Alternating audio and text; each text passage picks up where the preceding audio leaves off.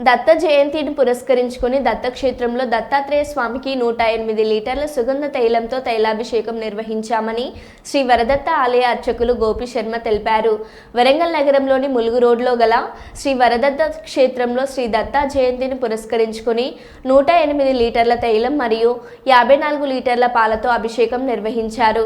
శ్రీ దత్త జయంతి నాడు ఆ దత్తాత్రేయ స్వామికి తైలాభిషేకం నిర్వహిస్తే ఆ పుణ్యం మొత్తం సంవత్సరం పాటు ఉంటుందని, కోరిన కోరికలు తీరడమే కాకుండా అష్టైశ్వర్యాలు సిద్ధిస్తాయని శ్రీ దత్త జయంతిని పురస్కరించుకొని ప్రశ్నించుకొని ఉదయం మూర్తికి తైలాభిషేకం నిర్వహించడంతో పాటు శ్రీ దత్త హోమం మరియు వరద దత్తాత్రేయ స్వామి వారి మూల వీరట్కు సుగంధ ద్రవ్యములతో పంచామృతాలతో అభిషేకం నిర్వహించడం జరుగుతుందని అర్చకులు గోపి శర్మ తెలిపారు.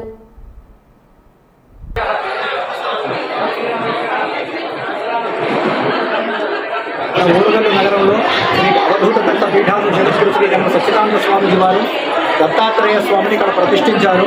వరంగల్ నగర ప్రజలు ఎంతో పుణ్యం చేసుకుంటేనే ఇట్లా వచ్చిన దత్తాత్రేయ స్వామి వారు ప్రపంచంలో ఎక్కడ చూసినా కూడా దత్తాత్రేయ స్వామి నిలబడి ఉంటాడు. మన వరంగల్ ఉన్న ఊరుగల్లు నగరంలో మాత్రమే కూర్చొని ఉంటాడు.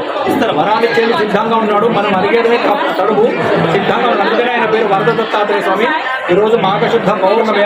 ఈరోజు దత్తాత్రేయ స్వామి జయంతి. ఈరోజు ఉదయం వేళ మంగళ స్నానాలతో దేవాలయ కార్యక్రమాలు ప్రారంభమైనవి.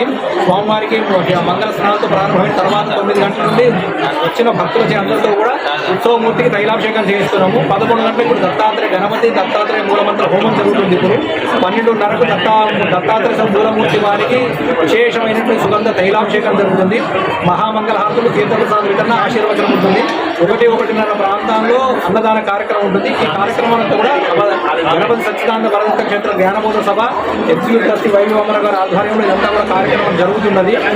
ఈ కార్యక్రమం అందరూ కూడా నగర ప్రజలందరూ ఉపయోగించుకొని ధర్మ మార్గంలో ఉన్నటువంటి ఏ దేవుడిని ఎక్కడ పూజించినా నాకు ఆ కోరిక నెరవేరాలి, ఈ కోరిక నెరవేరాలి, దత్తుని పట్టుకుంటే మాత్రము జన్మరాహిత్యం ఇంకా కోరికలు లేని జన్మరాహిత్యం నిత్యం ఆనందమే సంతోషంగానే ఉంటుంది.